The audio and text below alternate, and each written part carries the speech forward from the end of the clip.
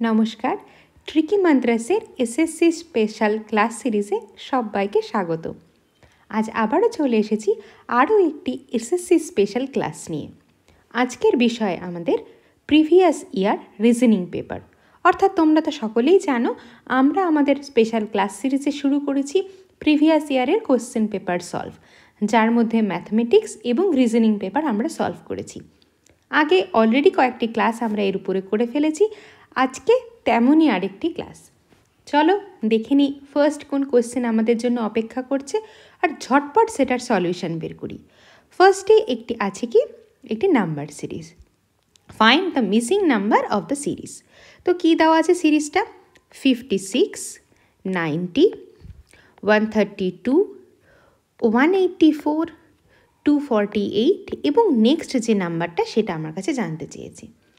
প্রাথমিকভাবে আমরা কি জানি যে সিরিজ দেখে চেষ্টা করতে হবে যে এটা বোঝার যে এটা কোনো স্কোয়ার কিউব নাম্বারের কাছে কিনা। তো যা দেখা যাচ্ছে এটা খুব একটা কোনো নাম্বারের কাছাকাছি কোনোটাই পড়ছে না। তাহলে চলে আসি আমাদের সেকেন্ড পদ্ধতি, অর্থাৎ ডিফারেন্স বের করা। চলো দেখে নিই এক্ষেত্রে কী ডিফারেন্স। তাহলে 56 থেকে 90 ডিফারেন্স কত হচ্ছে? এখানে 4, 6, 34 ডিফারেন্স। নেক্সট এই ক্ষেত্রে ডিফারেন্স কত? এই ক্ষেত্রে ডিফারেন্স চলে আসছে 42। তারপরেরটার ক্ষেত্রে ডিফারেন্স কত আসছে? 52। এরপরেরটার ক্ষেত্রে আবার ডিফারেন্স কত আসছে? 4, 64। লাস্টেরটার ক্ষেত্রে ডিফারেন্স আমরা জানি না।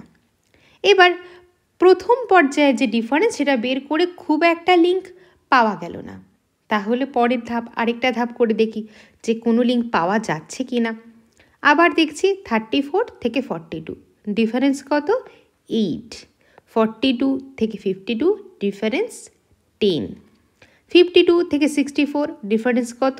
12। আশা করি সকলেই বুঝতে পারছো যে এই সিরিজটা কোন প্যাটার্নে চলেছে। ঠিক ধরেছ, প্রত্যেকটার ক্ষেত্রে কি হয়ে যাচ্ছে? +2। এক্ষেত্রেও +2। তারপরেরটার ক্ষেত্রেও তাহলে কত হবে? +2। অর্থাৎ 12-এর সাথে যদি আমরা +2 করি তাহলে কত আসবে? 14। তাহলে 12 নেক্সট নাম্বার 14। 64 + 14 অর্থাৎ এখানে আসছে 8, 78। 248 + 78 এখানে আসছে 6, 2, 3, 2, 6 অর্থাৎ অপশান ডি হয়ে যাচ্ছে আমাদের কারেক্ট অ্যান্সার। আশা করি এই পদ্ধতিটা বুঝতে পেরেছ। আর নাম্বার সিরিজের কিন্তু অনেকগুলি স্পেশাল কিছু প্যাটার্ন আছে, আমাদের চ্যানেলে দেখতে পাবে সেরকমই কিছু স্পেশাল প্যাটার্ন। শর্টসে অনেকগুলি স্পেশাল প্যাটার্নের নাম্বার সিরিজ দিয়ে দেওয়া আছে। চলো নেক্সট কোশ্চেন দেখি, নেক্সট আমাদের জন্য কি প্রশ্ন অপেক্ষা করছে। Minus stands for division, plus stands for subtraction, division stand for multiplication, multiplication stand for addition. তো দেখে নিই কী আছে। আচ্ছা, প্রত্যেকটার ক্ষেত্রে আমরা যা দেখছি সাইনও এক আছে এবং নাম্বারও এক আছে। তাহলে 70 প্রথমে আছে 70, এক্ষেত্রে আছে 2, 4, 5 এবং লাস্টে আছে 6। প্রথম সাইনটা কি আছে? সাবট্রাকশন। তাহলে সাবট্রাকশন মিনস কি? সাবট্রাকশন মিন হচ্ছে ডিভিশন, তাহলে প্রথম হচ্ছে division. Next addition, addition sign mean কি? অ্যাডিশন স্ট্যান্ডস ফর সাবট্রাকশন, তাহলে এক্ষেত্রে হয়ে গেল minus. Next division sign, the division stands for কি? Division stands for multiplication. আর last multiplication stands for addition. ব্যাস সলভ করে ফেলো। এক্ষেত্রে হয়ে যাচ্ছে কত? 35। নেক্সট 4 - 20 + 6, তাহলে 35-এর থেকে 20 মাইনাস করলে কত? 15। 15 + 6 অর্থাৎ অ্যান্সার কত? 21। অপশান বি হয়ে যাচ্ছে আমাদের সঠিক উত্তর। মনে রাখবে এইটা চ্যাপ্টারের যে এই টপিকের উপর যে প্রশ্নগুলো হতে পারে তার মধ্যে এই কোশ্চেনটি হচ্ছে সব থেকে সহজ। এছাড়াও আরও বিভিন্ন রকমের প্রশ্ন আছে। আমাদের প্রিভিয়াস ইয়ারের আরও যে সলভ পেপারগুলো দেওয়া আছে রিজনিংয়ের, সেগুলো দেখলে এই প্যাটার্ন আরও কিছু নতুন নতুন প্রশ্ন তোমরা পেয়ে যাবে। তাই দেরি না করে চটপট গিয়ে ওই কোশ্চেনগুলো দেখে ফেলো এবং চেষ্টা অবশ্যই করো একা একা সলভ করার। ঠিক আছে, চলো এগিয়ে যাই নেক্সট কোশ্চেনের দিকে। In a survey, 70% of those surveyed owned a car and 75% of those surveyed owned a TV. If 55% owned both car and TV, what percentage of those surveyed did not own either car or a TV? এটা or হবে, ঠিক আছে, or a TV. তাহলে কি বলেছে, কিছু মানুষের উপর সার্ভে করা হয়েছে। তাহলে কিছু মানুষ মানে আমরা প্রথমেই ধরে নেব 100%-এর উপর সার্ভে করা হয়েছে। এই 100%-এর মধ্যে কি আছে, 70%-এর উপর আছে শুধুমাত্র, এই 70%-এর উপরে আছে কাছে আছে কার। 75%-এর কাছে কি আছে, 75%-এর কাছে আছে টিভি। আর 55%-এর কাছে কি আছে, 55%-এর কাছে টিভিও আছে এবং কারও আছে। এইরকম কোশ্চেন আমরা কিভাবে সলভ করব, ভেন ডায়াগ্রাম দিয়ে। চলো এঁকে ফেলি।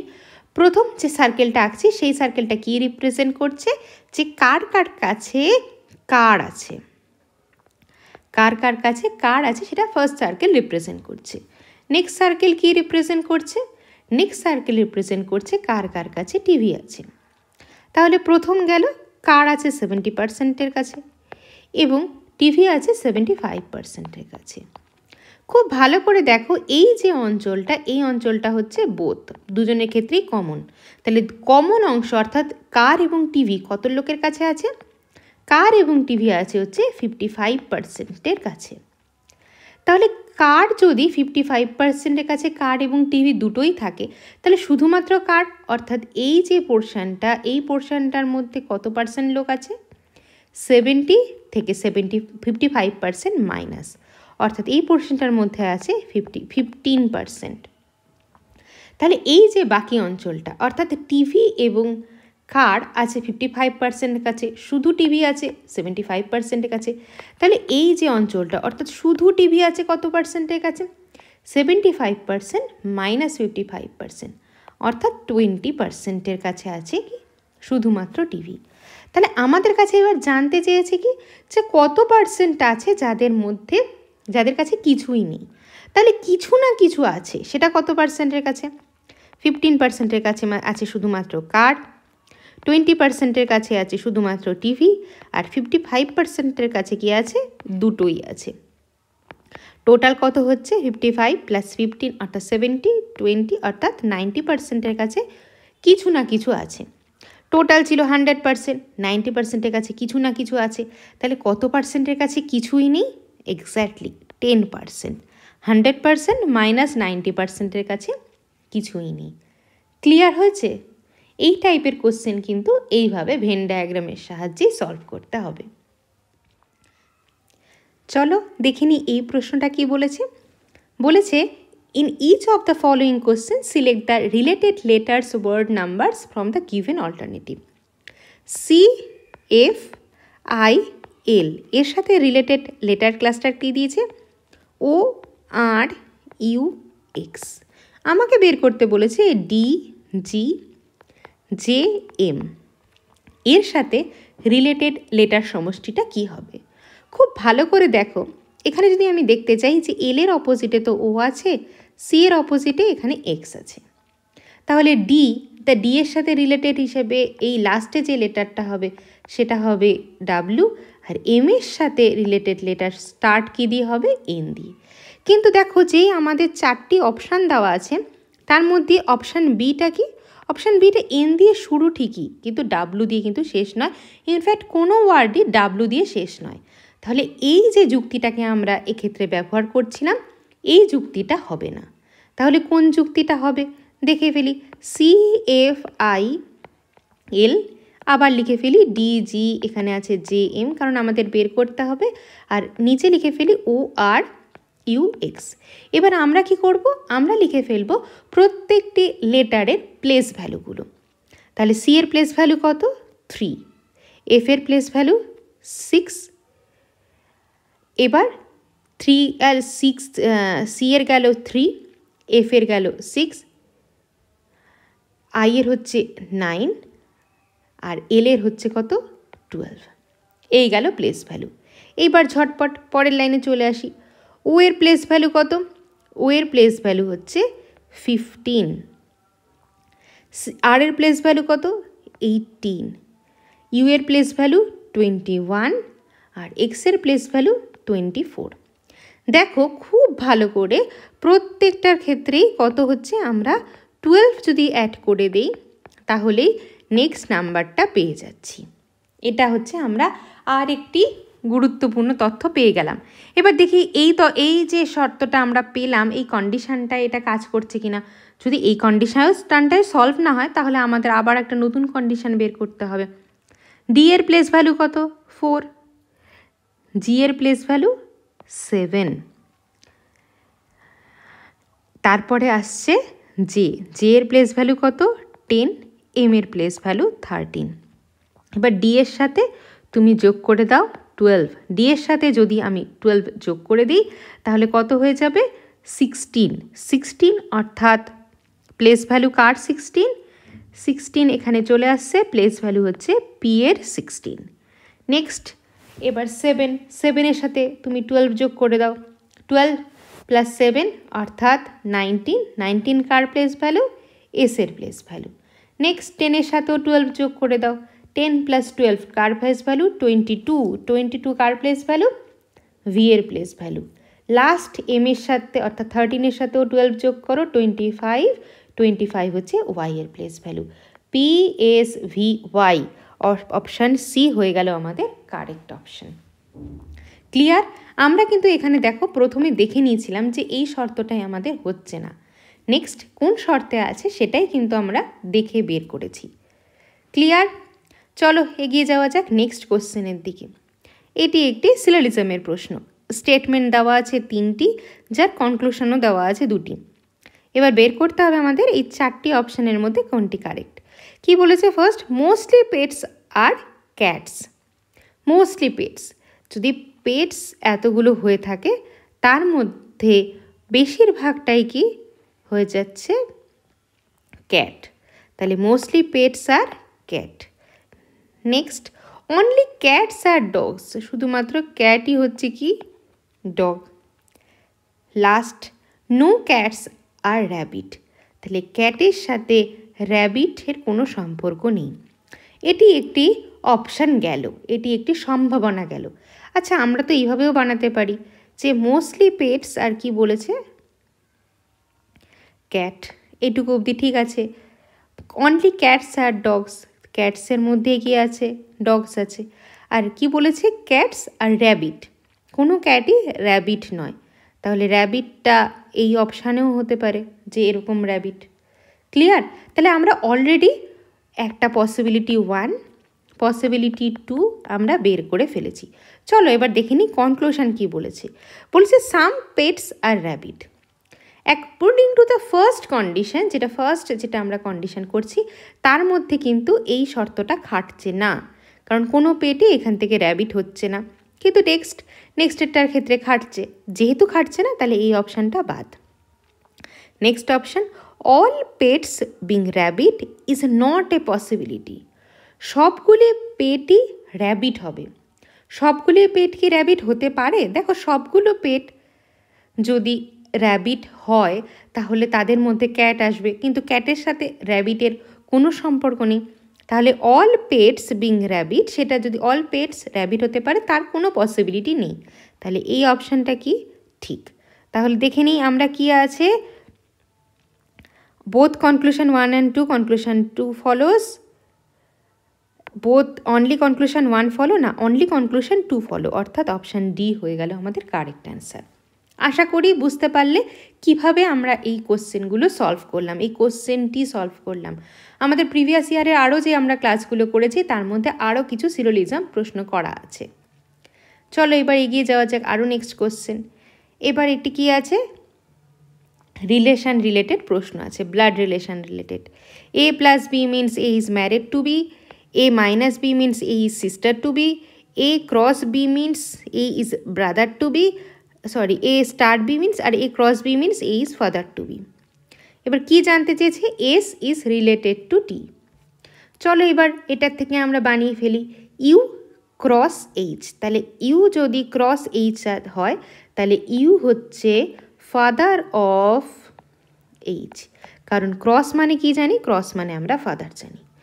S plus U, S plus U, plus মানে এস ইজ ম্যারিড, এ প্লাস মানে কি ম্যারিড টু, তাহলে এস কার সাথে ম্যারিড, এস হচ্ছে married, S married to U. Clear? Next R star S, R star S, star মানে কি ইজ ব্রাদার অফ বি, তাহলে আর কার ব্রাদার, আর হচ্ছে এসের brother, R is brother of S. Last T plus R, T plus R means T is married to R, T is married to R. এবার কি বলেছে, how S is related to T, S T এর সাথে কি relation, দেখো টি এর husband যে আছে তার সিস্টার হচ্ছে এস, আবার এসের ভাই তার ওয়াইফ হচ্ছে টি, তাহলে সম্পর্ক কি হয়ে যাচ্ছে, option 3 sister in law. Clear? এই প্রথমটুকু আমাদের কেন করতে হলো তোমরা বলতেই পারবে ম্যাম এখান থেকে এসটি এখানেই আছে, তাহলে কেন আমরা প্রথম থেকে শুরু করব, শুরু কারণই করতে হবে কারণ এসের জেন্ডারটা আমাদের বোঝার জন্য এইটুকু পোর্শন করতে হবে। ক্লিয়ার? চলো নেক্সট কোয়েশ্চেন দেখি কি বলে। এক্ষেত্রে একটি সোজা সিটিং অ্যারেঞ্জমেন্ট আছে। সোজা কেন বলছি, কারণ এই সিটিং অ্যারেঞ্জমেন্টগুলো একদম বেসিক সিটিং অ্যারেঞ্জমেন্ট, এগুলোই এসএসসির বিভিন্ন পরীক্ষায় এসে থাকে।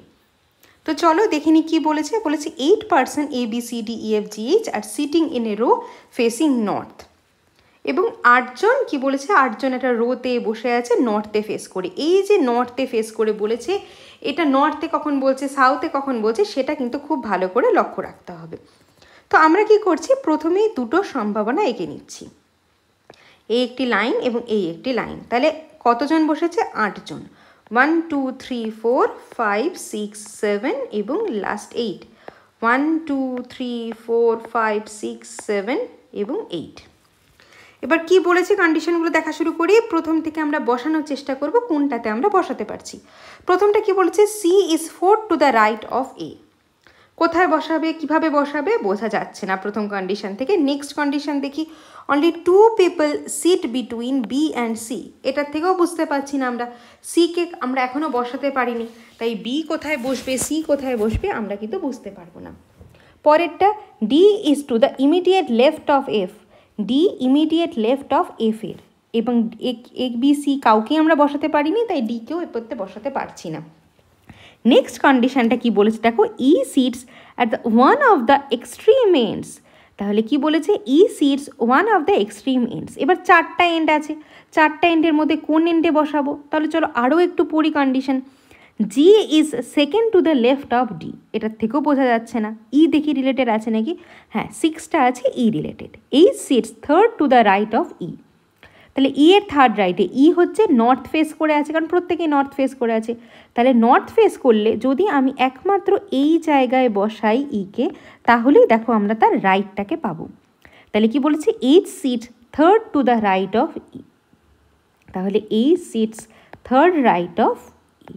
দুটো ক্ষেত্রে আমরা একই সম্ভাবনা নিয়ে এগিয়ে যাচ্ছি। এইবার আমরা আবার প্রথমে চলে আসি, কি বলেছে, C is 4 to the right of A. এবার দেখো একে যদি আমি এইখানে বসাই, এ যদি আমার এইখানে বসে, তাহলে সি কোথায়, 1 2 3 4, সি হচ্ছে আমার এইখানে। নেক্সট এখানে চলে আসি, এ এখানে, তারপরে 1 2 3 4, অর্থাৎ সি আমার এইখানে। এবার দেখো আর কোথাও কিন্তু আমরা একে বসাতে পারছি না, কারণ নেক্সট পজিশন এর এখানে, যেখানে অলরেডি এইচ বসে আছে, এইচের পজিশান হবে না। তারপরে যদি আমি একে বসাই তাহলে আর সিকে রাইটে বসানোর জায়গা থাকছে না, তাহলে এ এবং সি এর এই দুটি জায়গায় হবে।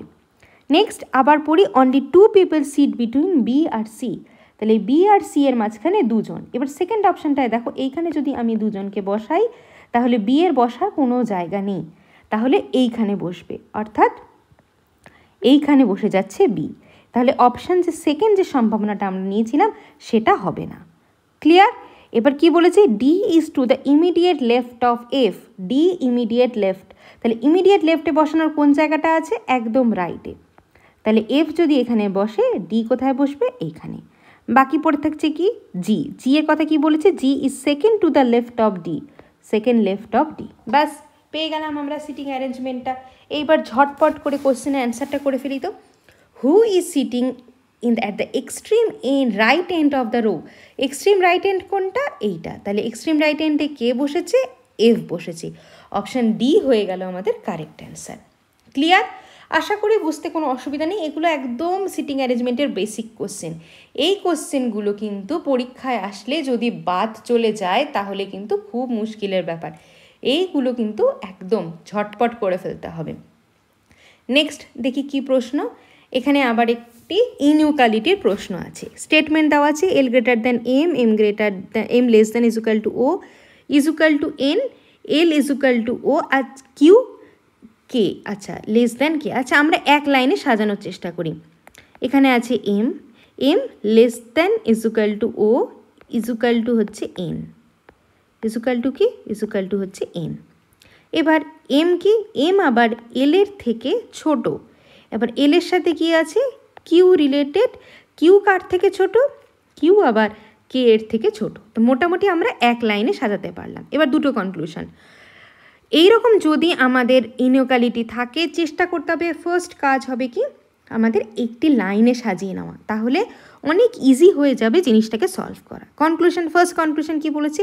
কে গ্রেটার দ্যান এম। দেখো, K greater than Q, Q is equal to L এবং এল গ্রেটার দ্যান এম, তাহলে obviously K greater than M হবে। তাহলে কনক্লুশন 1 হয়ে যাচ্ছে কি correct. Next conclusion 2, O less than is equal to K. তাহলে O দেখো, ও কারোর থেকেই ছোট নয়। তাহলে ও যদি কারোর থেকেই ছোট না হয় তাহলে ও কি করে কে এর থেকে ছোট হবে? তাহলে কনক্লুশন 2 আমাদের হয়ে যাচ্ছে কি ভুল।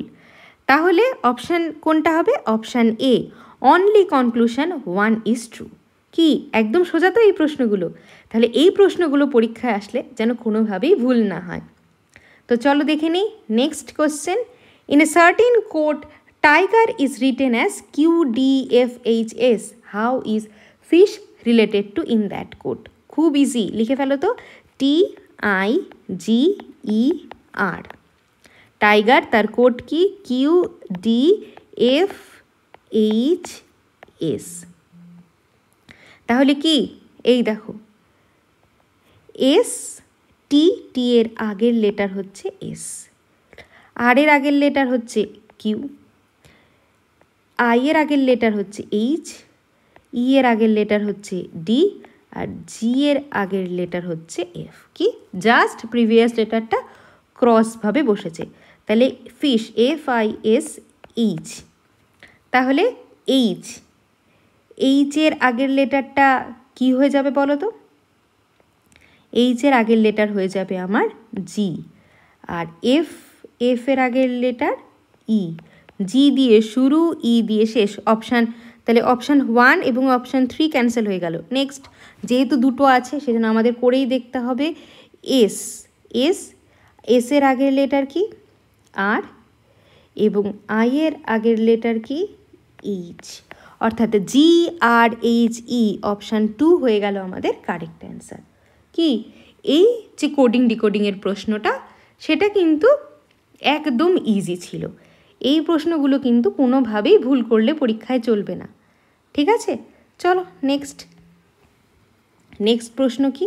-20, -84, -415 এবং থার্ড নাম্বারটা আমার কাছে জানতে চেয়েছে যে কি। তাহলে প্রথমে কি আছে? -20। আচ্ছা, খুব ভালো করে দেখো, মোটামুটি -20-র 4 গুণের কাছাকাছি হচ্ছে 84, আবার 84-এর 5 গুণের কাছাকাছি মোটামুটি 415। তাহলে কিভাবে দেখি? -20-র সাথে যদি আমি 4 গুণ করি তাহলে কত হয়? -80। তার সাথে যদি আমি 4 অ্যাড করি তাহলে আমি কত পাচ্ছি? -84। আবার -84-এর সাথে এবার কি গুণ করতে হবে? 5। -84-এর সাথে যদি আমি 5 গুণ করি তাহলে কত হচ্ছে? 420 এখানে -20 প্লাস -20, এক্ষেত্রে হয়ে যাচ্ছে -4, +4 না -4। -20, -20 থেকে 4 ইন্টু করে 80, 80 থেকে -4 করলে 80, আর -4 করলে হচ্ছে -84। আচ্ছা, এবার পরেরটা কি? পরেরটা 5 গুণ। 5 গুণ হলে কী হচ্ছে? 5 4 20, 0 হাতে থাকলো 2, 40, এখানে হচ্ছে 420। তাহলে 420, তাহলে এই ক্ষেত্রে কত হয়ে যাচ্ছে? 420 থেকে আমি যদি 5 অ্যাড করি তাহলে আমি কত পাচ্ছি? তাহলে আমি পেয়ে যাচ্ছি 415। তা ঠিকই আছে, তাহলে 415, পরেরটা কত হবে? 415 ইন্টু 6, তাহলে 6 দিয়ে ইন্টু করলে এখানে কত হবে? 0 9 -24, অর্থাৎ -2490। তাহলে এক্ষেত্রে কত হয়ে যাবে? এক্ষেত্রে হয়ে যাবে -6, অর্থাৎ -2496। অপশান 1 হয়ে গেল আমাদের সঠিক উত্তর। তাহলে আশা করি যে কটা কোশ্চেন আমরা করলাম আজকে কারো বুঝতে কোনো অসুবিধা নেই। যদি বুঝতে কোনো রকম অসুবিধা থেকে থাকে কমেন্ট সেকশানে জানাবে। ও হ্যাঁ, কারো যদি সলিউশানটাও দরকার হয় তাহলেও কিন্তু কমেন্ট সেকশানে জানাবে। আমরা টেলিগ্রাম চ্যানেলের লিঙ্ক দিয়ে দেবো, সেইখানে এই সলিউশানগুলো আপলোড করে দেওয়া হবে PDF আকারে। থ্যাংক ইউ, দেখা হচ্ছে নেক্সট ক্লাসে।